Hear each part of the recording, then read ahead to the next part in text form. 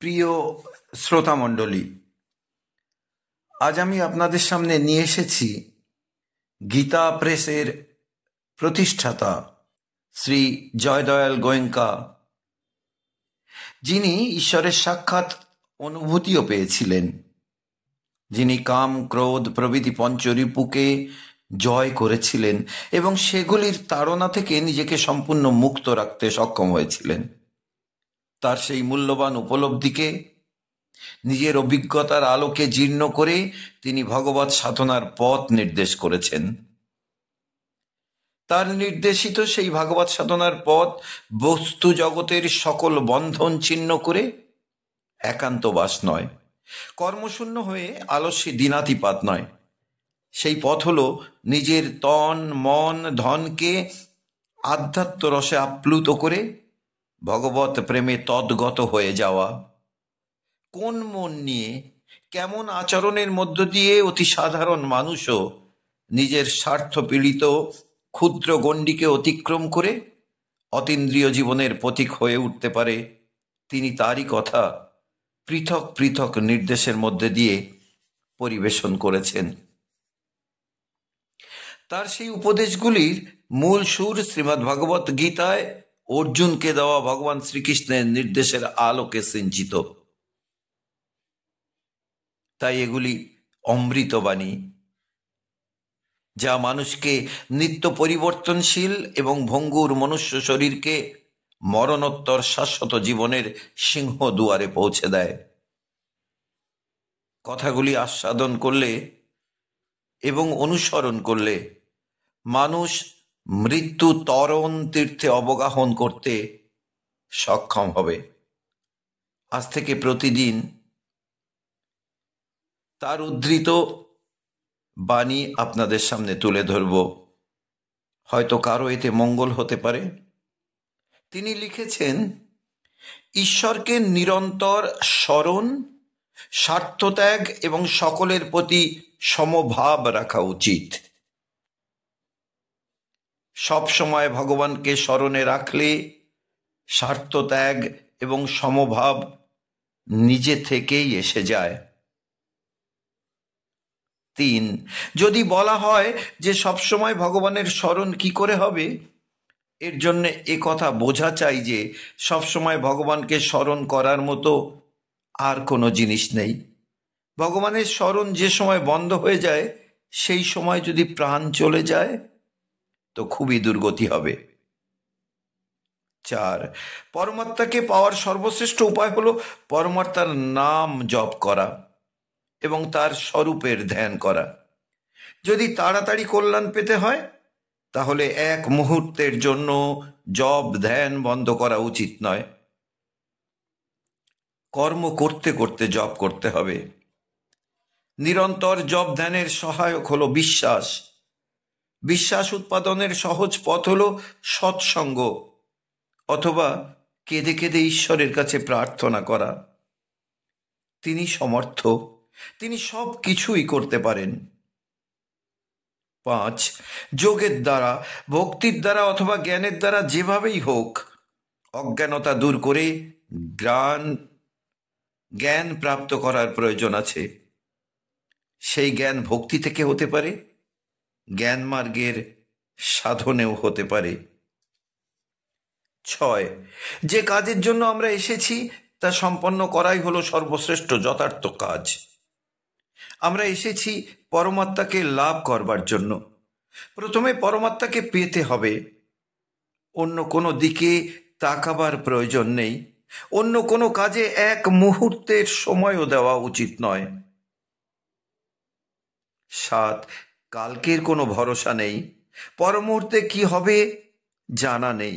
এজন্য তাড়াতাড়ি তীব্রতার সঙ্গে সাধনায় সাফল্য অর্জন করা উচিত।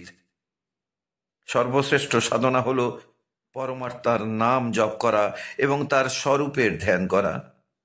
যে নাম এবং স্বরূপে রুচি আছে তারই জপ ধ্যান করতে হবে। 8, সকল সাধনাতেই জপ ধ্যানের প্রয়োজন রয়েছে, তা সেটি জ্ঞান মার্গ, ভক্তি মার্গ অথবা যোগ মার্গই হোক না কেন। ভগবান বলেন, তুমি আমাতে মন নিয়োগ করো, আমার প্রতি মন লাগালে কঠিনতম সংকটও পার হয়ে যাবে। 10, ভগবানের নাম জপ এবং স্বরূপের ধ্যান করে সবসময় অতিবাহিত করা উচিত। একটি মুহূর্তের জন্য এই কাজ বন্ধ করা উচিত নয়। 11, বিঘ্ন সৃষ্টিকারীরা বিঘ্ন সৃষ্টি করতেই থাকবে, কিন্তু নিজেকে সেই সব বিঘ্নে জড়ানো উচিত নয়। খুব তৎপরতার সঙ্গে চলতে হবে। 12, আমাদের প্রতি ভগবানের অপার কৃপায় আমরা মনুষ্য জন্ম লাভ করেছি।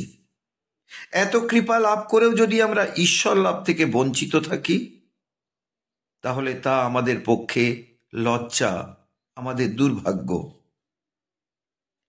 ভক্ত তুলসীদাস বলেছেন, যে এমন সুযোগ পেয়েও ভগবানকে লাভ করতে পারেনি, সে নিন্দার পাত্র। 14, সাধু মহাত্মাদের কাছে তাদের পরীক্ষা করবার জন্য যাওয়া উচিত নয়, আর তাদের পরীক্ষা হতেও পারে না। 15, যার সঙ্গ করলে ভালো গুণ ধারণ হয়, ভালো আচরণ হয়, তার সঙ্গ করা উচিত। নিজের কাছে তিনি তো মহাত্মা। 16, কারো অবগুণের অর্থাৎ দোষের দিকে মন দেওয়া উচিত নয়, তা নিয়ে আলোচনা করাও উচিত নয়। 17, যার মধ্যে স্বার্থ নেই, অহংকার নেই, যার মধ্যে সমতা আছে, অর্থাৎ যার মধ্যে পক্ষপাতিত্ব নেই, যার চেষ্টা অপরের ভালো করার, সেই মানুষকে শ্রদ্ধা করা উচিত। আর শ্রদ্ধা থাকা চাই পরমাত্মায়, শাস্ত্রে এবং পরলোকে। 18, মানুষকে বিশ্বাস করে তার স্বভাবে সংস্কার করতে হবে। স্বভাব ভালো হলে আচরণও নিজে থেকেই ভালো হয়ে যাবে। 19, অন্তঃকরণে যদি বৈরাগ্য আসে, তাহলে মন ও ইন্দ্রিয়কে বশ করা সহজ হয়ে যায়। 20, বৈরাগ্যপূর্বক মন ও ইন্দ্রিয়কে সংযত করা ভালো জিনিস। বৈরাগ্য মুক্তিদানকারী। 21, ভক্তিমার্গ এবং জ্ঞান মার্গ দুটি ভালো পথ, তবে তুলনামূলকভাবে ভক্তিমার্গ সহজ। এই পথে পতনের সম্ভাবনা কম। বৈরাগ্যের তাৎপর্য হল সংসারের প্রতি আসক্তি না থাকা। 24, যদি একদিক থেকে হাতি আসে আর অন্য দিক থেকে আসে দুর্জন, তাহলে হাতির পায়ের তলায় পিষ্ট হয়ে মরে যাওয়াই ভালো, কিন্তু দুর্জনের সঙ্গ করা ভালো নয়। হাতির পায়ে পিষ্ট হয়ে মরলে একবারই মৃত্যু হবে, কিন্তু যে দুর্জনের সঙ্গ করে তাকে বারবার জন্ম মৃত্যু বরণ করতে হয়।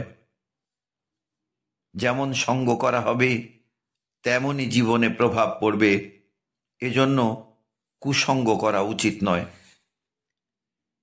25, আজ থেকেই সাধনা তীব্র করে স্বভাব শুধরে নিতে হবে, যাতে খুব তাড়াতাড়ি আসল কাজটিতে সাফল্য আসে। 26, সবসময় ভগবানকে মনে রাখলে অন্তিম সময়েও ভগবানের স্মৃতি জাগরুক থাকতে পারে।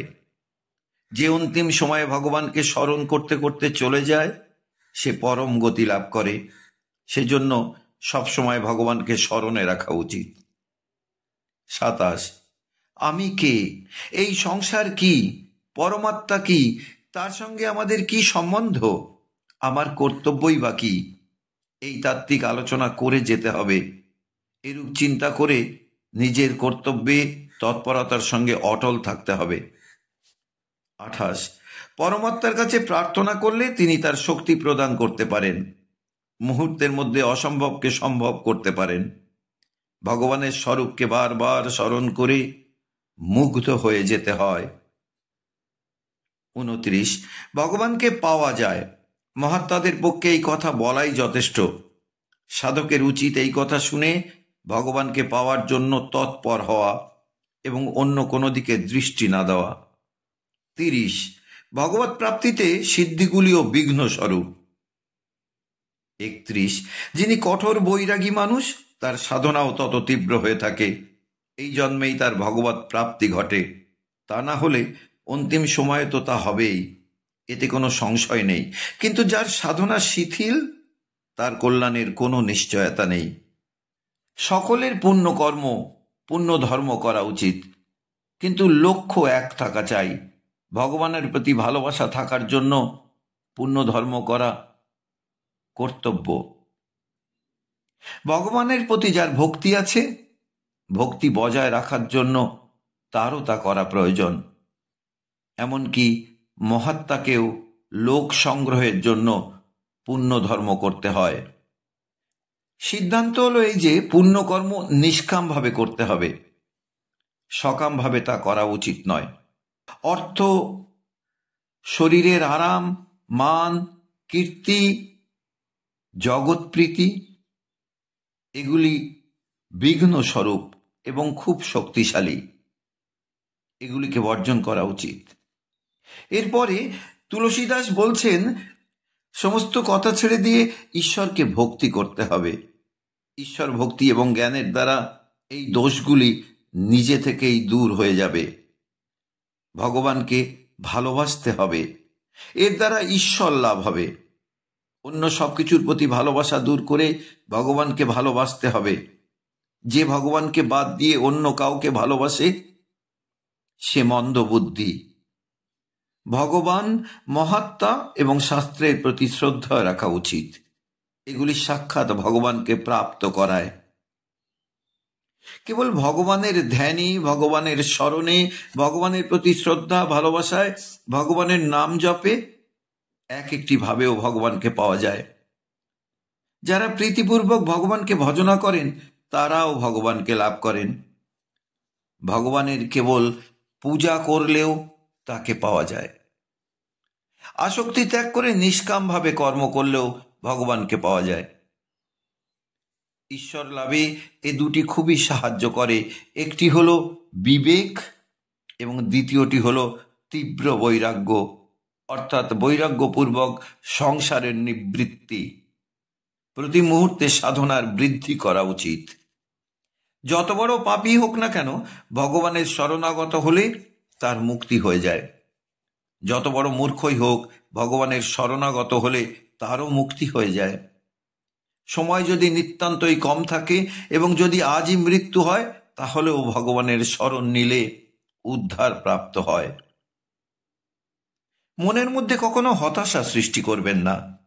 আমাদের উচিত সকল প্রকারে ভগবানের শরণ গ্রহণ করা। ভগবান গীতায় বলেছেন, যেমনই পাপী হোক না কেন সে যদি অনন্য ভক্তিতে আমাকে ভজনা করে তাহলে সে তাড়াতাড়ি ধর্মাত্মা হয়ে যায় এবং পরম শান্তি লাভ করে। তাই তো আমরা গীতায় দেখতে পাই ভগবান শ্রীকৃষ্ণ অর্জুনকে বলছেন, অতি সুদুরাচারো যদি ভজতে মাম অনন্য ভাগ সাধুরেব সমন্তব্য সম্যক ব্যবসিত হি স। সৎসঙ্গের প্রভাবেও ভগবান লাভ করা যায়। সৎসঙ্গ নির্দেশিত পথে সাধনা করলে ভগবানকে অবশ্যই লাভ করা যায়। মনুষ্য শরীর লাভ করেও যদি পরমাত্মাকে না পাওয়া যায় তবে তা হবে মনুষ্য শরীরকে হত্যা করার সমান। এই কথাটি চিন্তা করে সংসারের প্রতি বৈরাগ্য এনে তীব্রতার সঙ্গে সাধনা করা উচিত। যে মনুষ্য শরীর লাভ করে বিষয় ভোগ করে সে অমৃত ত্যাগ করে বিষ পান করে। সংসারের বিষয় ভোগকে ঘৃণিত কাজ মনে করে তা সম্পূর্ণভাবে ত্যাগ করা উচিত। বিরাগী মানুষের সঙ্গ, চিন্তন, স্মরণ করলে বৈরাগ্য সৃষ্টি হয়। ভগবান আমাদের মনুষ্য জীবন দিয়েছেন, চিন্তা ভাবনা করেই তিনি তা দিয়েছেন। আমাদের মনুষ্য মাত্রেরই ঈশ্বরকে লাভ করার অধিকার আছে। পরমাত্মাকে পাওয়ার জন্য কিছু করার দরকার নেই, কেবল পরমাত্মাকে পাওয়ার তীব্র ইচ্ছা থাকা চাই। অন্য সমস্ত ইচ্ছাকে নিঃশেষ করা চাই। এখন থেকে মৃত্যু পর্যন্ত ভগবানেরই ভজনা করতে হবে। এক মুহূর্তের জন্যও ভগবানকে যেন ত্যাগ না করা হয়। দিনে রাতে কখনোই ত্যাগ করা চলবে না। যখন জাগ্রত অবস্থায় আপনাদের ভগবানের ভজন করবার অভ্যাস হয়ে যাবে তখন ঘুমন্ত অবস্থাতে ভগবানের ভজনা হতে থাকবে। যখন 18 ঘন্টা নিরন্তর ভগবানকে স্মরণ করবেন তখন ঘুমাবার 6 ঘন্টাতেও আপনা আপনি ভজন চলতে থাকবে। আমরা যদি নিজেদের শক্তি অনুসারে পরমাত্মাকে পাওয়ার জন্য চেষ্টা করি, তাহলে পরমাত্মাকে আমরা পেয়ে যাব, কারণ ভগবান খুবই দয়ালু। এখনো পর্যন্ত যে তাকে আমরা পাইনি, তার কারণ হলো আমরা সর্বশক্তিতে পরমাত্মার ভজনা করিনি। নিজেদের তো একটাই দায়িত্ব, সবসময় ভগবানকে স্মরণে রাখা, সবসময় ভগবানের ভজনা করা। তাহলে সমস্ত দায়িত্ব ভগবান নিজেই নিয়ে নেবেন। যে বলে আমি ভগবানের খুব ভজনা করি, সে ভগবানের তত্ত্ব বোঝে না। তার কাছে ভজনা ভার স্বরূপ। ভগবানের রহস্য বুঝতে পারলে বলা হবে, কোথায় আর ভজন হচ্ছে? যতক্ষণ পর্যন্ত ভজনা না হচ্ছে, ততক্ষণ কার্যসিদ্ধি হবে না। ভগবানের সঙ্গে মিলনের জন্য অর্থ, শক্তি বা বুদ্ধির প্রয়োজন নেই। আপনাদের কাছে যা আছে গোপন না করে সবকিছু ভগবানকে অর্পণ করে দিন, ভগবানকে পেয়ে যাবেন। সকলের প্রতি প্রেম ত্যাগ করে ভগবানের সঙ্গেই প্রেম করা উচিত। এর অর্থ এই নয় যে সকলের প্রতি আপনি ঘৃণা পোষণ করুন। সর্বজীবে সমভাব থাকবেই। ভরতের মতো অবস্থা হয়ে যাওয়া চাই, তাহলে ভগবানের সঙ্গে মিলনের আর দেরি হবে না। ক্ষুধা, তৃষ্ণা, নিদ্রার বোধ থাকা উচিত নয়। রাত্রি দিন ভগবানের জন্য ক্রন্দন ও আকুলতা থাকা চাই। মন যেখানে যেখানে যায়, সেখান থেকে তাকে সরিয়ে এনে পরমাত্মার ধ্যানে নিমগ্ন করা উচিত। পরমাত্মা মহাত্মারা সাহায্য দিতে প্রস্তুত, তাদের কাছ থেকে সাহায্য চাইতে হবে। নিজেদের কাজ হলো মনকে ভগবানে নিয়োজিত করা, প্রতি মুহূর্তে মনের সামনে ভগবানকে রাখা। ঈশ্বর এবং মহাত্মাদের আদেশ পালন করবার জন্য অধিকতম জোর লাগাতে হবে। গীতার আদেশকে ভগবানেরই আদেশ বলে বুঝে নিতে হবে। মন, ইন্দ্রিয় সবকিছু ভগবানকে অর্পণ করে দিতে হবে। ইন্দ্রিয়ের দ্বারা যদি ভগবানের কাজ হয়, তবে বুঝে নিতে হবে যে এগুলি ভগবানকে অর্পণ করে দেওয়া হয়েছে। মনের দ্বারা ভগবানকে মনন, কানের দ্বারা ভগবানের নাম কীর্তন শ্রবণ, চোখের দ্বারা ভগবানকে দর্শন এবং সবকিছু ইন্দ্রিয়ের দ্বারা ভগবানের সেবা করা উচিত। সংসারের ঝামেলা থেকে দূরে থাকা এবং সংসারের প্রতি বৈরাগ্য থাকা চাই। পরমাত্মার প্রাপ্তিতে মান এবং কীর্তি বড়ই বিঘ্ন ঘটায়। যারা কল্যাণ চায়, তাদের উচিত মান সম্মানকে ঘাতক মনে করে দূরে সরিয়ে রাখা এবং ভগবানের ভজনা করা। শুধু ভক্তমণ্ডলী, আজ এ পর্যন্ত। বাকি পরবর্তী পর্বে। সবাই মিলে বলুন, রাধা রাধা।